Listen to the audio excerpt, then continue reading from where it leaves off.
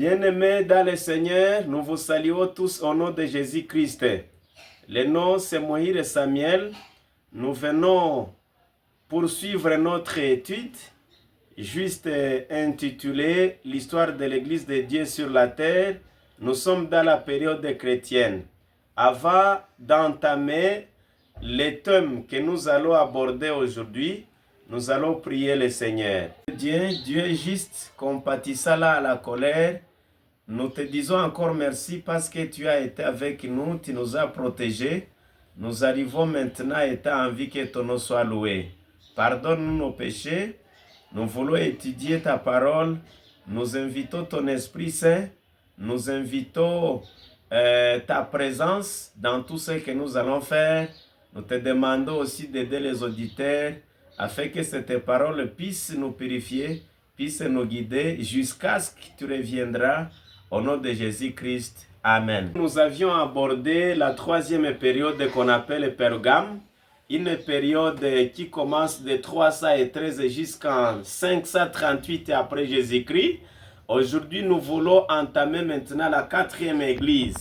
Et la quatrième église est appelée Thyatire. Cette église qu'on appelle Thyatire, c'est une église effectivement qui commence en 538 jusqu'à 1755 après Jésus-Christ.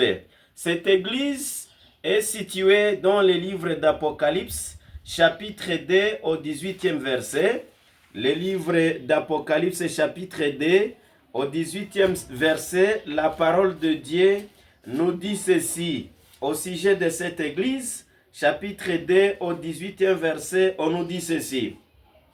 Écrit à l'ange de l'église de Thyatire, voici ce que dit le Fils de Dieu, celui qui a les yeux comme une flamme de feu, et dont les pieds sont semblables à de l'éré ardent. Je connais tes œuvres, ton amour, ta foi, ton fidèle service, ta constance et tes dernières œuvres plus nombreuses que les premières. Mais ce que j'ai contre toi, c'est que tu laisses la femme Jézabel, qui se dit prophétesse, enseigner et séduire mes serviteurs, pour qu'ils se livrent à l'impudicité et qu'ils mangent des viandes sacrifiées aux idoles. Je lui ai donné du temps afin qu'elle se repentit, et elle ne vint pas se repentir de son impudicité. Voici, je vais la jeter sur un lit et envoyer une grande tribulation à ceux qui commettent adultère avec elle, à moins qu'ils ne se repentent de leurs œuvres. Je ferai mourir de mort ses enfants, et toutes les églises connaîtront que je suis celui qui sonde les reins et le cœur, et je vous rendrai à chacun selon ses œuvres. Bien-aimés dans le Seigneur, nous n'allons pas continuer avec la lecture de cette église, parce que ça va jusqu'au 29e verset, où on dit que celui qui a des oreilles entende ce que l'Esprit dit aux églises. Ça, c'est la quatrième église. L'église qui commence en 538, comme nous venons de le dire, jusqu'à 1755. Cette église, c'est une église du Moyen-Âge. Et pendant cette période, nous constatons maintenant l'apostasie générale de l'église. Et c'est pendant cette période que nous constatons la suprématie papale.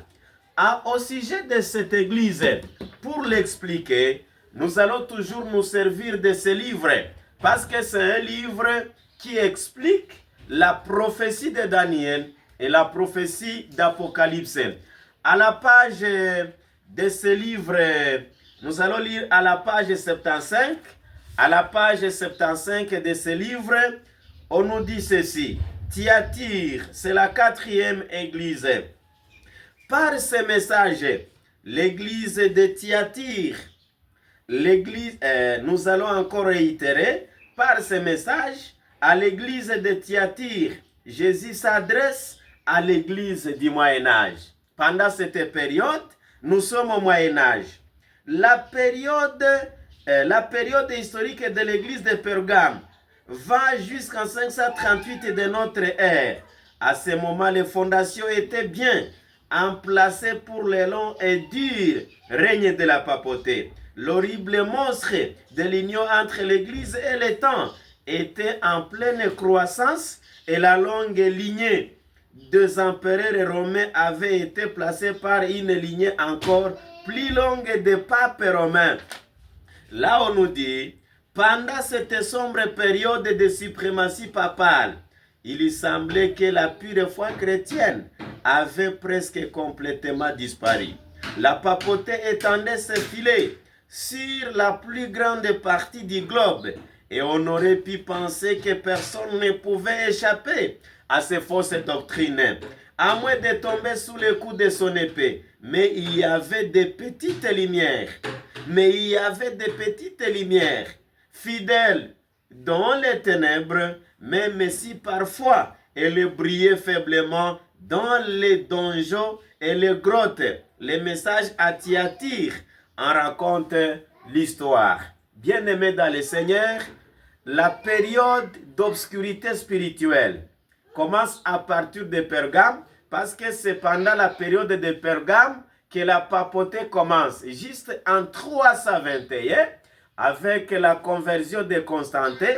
Pendant cette période maintenant, c'est la longue toujours période obscure, caractérisée par la suprématie papale.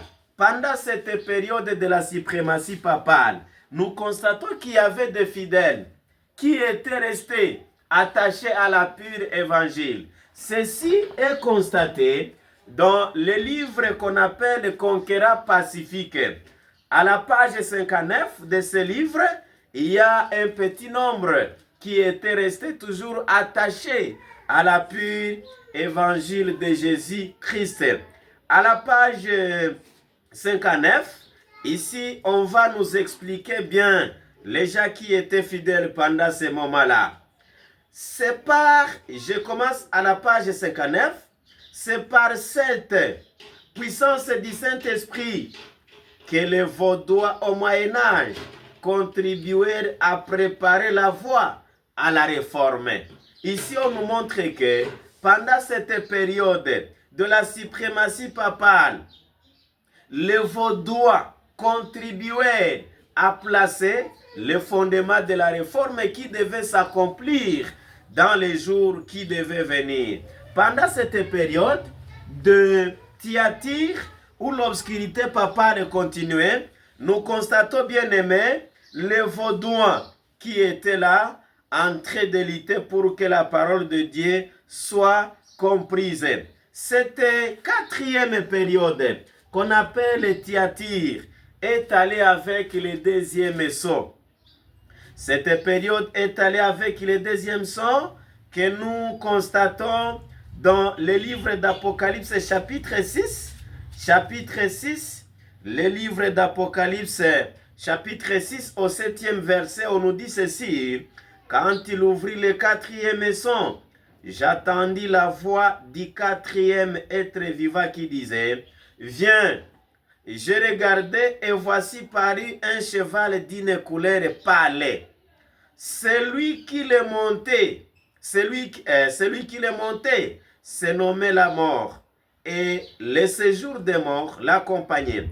Le pouvoir leur fut donné sur l'écart de la terre pour faire périr les hommes par l'épée, par la famine et par la mortalité et par les bêtes sauvages de la terre.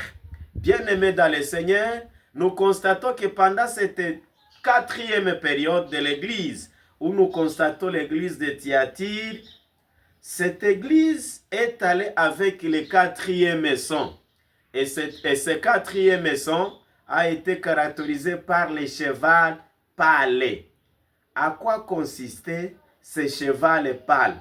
Ce cheval pâle symbolisait quoi? Parce que nous avions vu que dans la période précédente, dans l'église précédente, le cheval là était le cheval noir, qui signifiait l'obscurité spirituelle, qui signifiait le début de faux enseignements, notamment les purgatoires, notamment la prière, ou soit la croyance en la Vierge Marie, et les autres enseignements comme l'indulgence. Alors, cette période-là, caractérisée par le cheval pâle, ce cheval pâle signifiait quoi? Nous allons chercher à comprendre ces explications dans ce livre qu'on appelle toujours Découvrons les secrets de Daniel et d'Apocalypse. À la page 90, on nous dit ceci. À la page 90 de ce livre, on nous dit ceci. Le quatrième son, le cheval pâle. Le cheval pâle révèle les profondeurs de l'apostasie dans lesquelles tomba l'Église au Moyen-Âge. Pour les historiens, la période du Moyen-Âge va de 476 jusqu'à 1453 après Jésus-Christ. Pendant cette période, on nous montre que les sons qui marchaient avec cette période, c'est le cheval pâle, et ce cheval pâle symbolisait les profondeurs, beaucoup de profondeurs de l'apostasie dans lesquelles tomba l'Église au Moyen-Âge. À l'époque de la suprématie papale, cette période est allée avec ce qu'on appelle la suprématie papale, ou soit le développement de la papauté, qui insinuait, qui introduisait ce qu'on appelait les faux enseignements, notamment les sabbats de dimanche. On supprime, comme nous allons le voir dans le livre des tragédies des siècles, pendant cette période, on va supprimer le vrai sabbat qui était adoré au départ et on va le remplacer par un faux sabbat où on adorait l'idole qu'on appelait soleil. Là en bas, on continue à nous dire, les chevaliers se nommaient la mort et le séjour des morts l'accompagnaient. À cause du règne néfaste de l'Église catholique, la moralité et la spiritualité des nations déclinèrent jusqu'à disparaître complètement. Heureusement, après cette période, Dieu va ressusciter les réformateurs, comme nous allons le constater dans la 5e église de Sardes. Dieu va ressusciter les gens qui viendraient pour effacer tous ces faux enseignements. L'Europe fut plongée dans la guerre, la famine et les épidémies. Environ 50 millions de personnes furent martyrisées, furent massacrées pour leur foi par l'Église qui se réclamait envers du nom du Christ. Certains historiens ont estimé que près des quarts ou même du tiers de la population européenne disparut pendant cette période de l'histoire. C'est ce qu'on parlait dans la Bible, des tiers déjà qui étaient massacrés, et la personne qui montait ce cheval parlait, on le surnommait la mort parce qu'il y donnait, c'est-à-dire c'est cette église papale qui donnait la mort aux gens qui refusaient ces enseignements. Pour aller très loin au sujet de ce 4e son, nous allons nous servir toujours du livre des tragédies des siècles pour montrer, pour illustrer quelques faits qui s'est passé pendant cette période. À la page de ce livre, à la page 53, nous allons même lire la page 53. On nous dit ceci: dans la première partie du 4e siècle, un édit de l'empereur Constantin établit le dimanche comme jour de fête dans toute l'étendue de l'Empire romain. Pendant cette période, ces enseignements qui se mêlent à l'évangile de Dieu, je vous disais que c'était la suppression du vrai sabbat au faux sabbat qui est le dimanche, mais ici on nous montre que l'instituteur du dimanche était Constantin qui établit le dimanche comme jour de fête dans toute l'étendue de l'Empire romain. Le jour du soleil étant révéré par ces sujets païens et honoré par les chrétiens. La tactique de Constantin consistait à rapprocher les adhérents des deux cultes. Les évêques aiguillonnés par l'ambition et la soif du pouvoir les poussèrent activement dans cette voie. Ils y comprenaient en effet que si les mêmes jours étaient observés par les chrétiens et les païens, ces derniers seraient incités à embrasser extérieurement le christianisme et contribueraient à la gloire de l'Église. Cependant, si beaucoup de chrétiens pieux étaient graduellement amenés à attribuer un certain degré, nous disions ceci, déterminé à rassembler le monde chrétien sous ses étendards. Celui-ci s'est constanté et a exercé sa puissance par son vicaire, le pontife Altier, qui s'est donné comme le représentant du Christ. Le grand séducteur n'avait pas encore achevé sa tâche. C'est par les moyens des païens à demi convertis, des pèlerins ambitieux et des chrétiens mondanisés qu'il y parvint à ses fins. De grands conciles réunissaient de temps en temps les dignitaires de l'Église de toutes les parties du monde, et à chaque concile, on rabaissait les jours divinement institués et l'on élevait le dimanche. Pendant cette période, le concile se faisait tenir. Et parmi ces conciles, c'est le concile de la Odyssée qui va adopter le dimanche comme le jour du repos. Mais nous disions que pendant cette période, il y avait certains chrétiens qui s'étaient décidés de rester attachés à la foi de Dieu. Et parmi ces chrétiens, nous avons les Vaudois. Ces Vaudois étaient de l'Italie. Ils étaient de l'Europe, l'endroit où cette église avait même beaucoup de force. Ceci, nous le constatons dans ce livre des tragédies des siècles, dans le chapitre intitulé Les Vaudois du Piémont. Nous allons lire la page 63 et la page 67. On nous dit ceci. Les ténèbres qui régnèrent sur la terre au cours de la longue période de la suprématie papale ne réussiraient pas à atteindre complètement les flambeaux de la vérité. Il y eut toujours de vrais croyants attachés à la foi en Jésus-Christ, sœur médiateur entre Dieu et les hommes, prenant les saintes écritures pour leur unique règle de vie et sanctifiant le vrai jour du repos. Même si Constantin venait de changer le sabbat au dimanche, mais il y avait toujours un groupe déjà qui se tenait fermé à leur foi. Malheureusement, cette fermeté a suscité encore une persécution papale. Mais parmi ces chrétiens, on nous cite les Vaudois de Piémont. À la page 67 de ce livre, on nous dit ceci: les Vaudois du Piémont furent parmi les premiers en Europe à posséder une traduction des Saintes Écritures. Des siècles avant la Réformation, ils avaient une Bible manuscrite en leur propre langue, mais le fait qu'ils avaient entre les mains le livre de la vérité attira tout particulièrement sur eux la haine de la Babylone apostate. Ces gens qui avaient la Bible, alors que Rome ne voulait pas que ces gens aient la Bible, ceci a attiré le fait d'avoir cette Bible va attirer une filière de la Babylone apostate qui était la papauté de l'Apocalypse. Et ce fut au péril de leur vie qu'ils se dressèrent contre ces falsifications.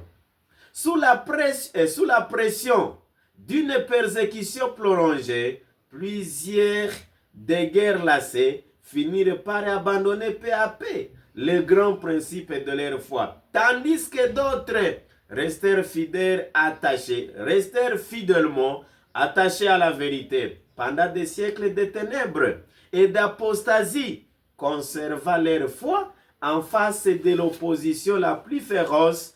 Ils refusèrent de reconnaître la suprématie papale, dénoncèrent le culte des images comme une idolâtrie et observèrent les vrais jours de repos, bien que poursuivis par l'épée des ducs de Savoie et menacés des bûchers de Rome, ils demeurèrent inflexibles, défenseurs de la parole de Dieu et la gloire de Dieu. Ces Vaudois, malgré la persécution papale, malgré l'épée que la papauté utilisait, ces Vaudois demeurèrent fidèles à la parole de Dieu. Et bien aimé, chose grave, ces Vaudois étaient dans la capitale, ils étaient en Italie, ou soit ils restaient dans les pays où siégeaient les sièges de la papauté. Ça, c'est dans le troisième son qui était caractérisé par le cheval pâle. Après le cheval pâle, ou soit le troisième son, cette quatrième église de Thyatire est allée avec la quatrième trompette. Mais cette quatrième trompette était aussi marquée par quoi? Dans le livre d'Apocalypse 8, c'est là où nous trouvons la quatrième trompette. Chapitre 8, dans ce livre d'Apocalypse, chapitre 8, au 12e verset, on nous dit ceci. Le quatrième ange sonna de la trompette, et le tiers du soleil fit frapper, et le tiers de la lune, et des tiers des étoiles, a fait que le tiers en fut obscurci, et que le jour perdit un tiers de sa clarté, et la nuit de même.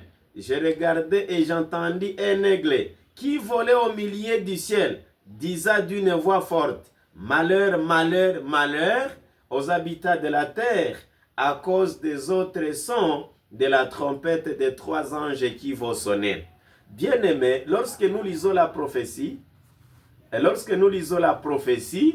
il est difficile de comprendre si vous n'ayez pas des explications. Au sujet de cette troisième trompette, nous allons lire ce livre de Découvrons les secrets de Daniel et d'Apocalypse. Au chapitre, disons à la page 102, on va nous expliquer cette quatrième trompette. Sous la quatrième trompette, les ténèbres de la nuit papale enveloppent le monde. Une femme enveloppée du soleil, la lune sous ses pieds, et une couronne de 12 étoiles sur sa tête. Déjà, la Genèse symbolisait le peuple de Dieu par le soleil, la lune et les étoiles. L'obscurcissement du tiers du soleil, de la lune et des étoiles que nous présente la quatrième trompette d'Apocalypse est probablement une représentation de la grande persécution qu'il y a au Moyen-Âge.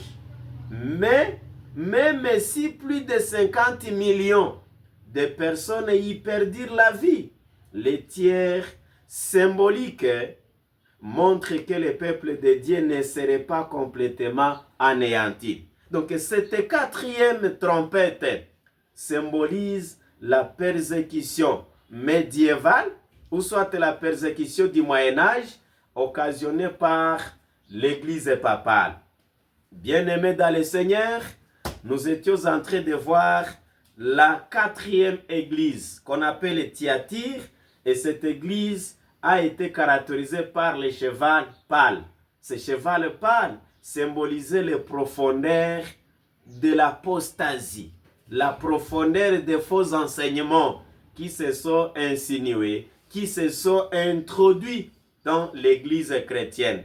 Heureusement, même si la papauté régnait, persécutait les gens, mais nous avions constaté qu'il y avait un reste. Et parmi ces restes, ce sont les Vaudois de Piémont. Que Dieu nous aide. Nous allons voir la suite dans les jours qui viennent. Mais pour aujourd'hui, nous stoppons par-ci. Que Dieu nous aide, qu'il bénisse les auditeurs, mais aussi qu'il bénisse sa parole. Au nom de Jésus-Christ. Amen.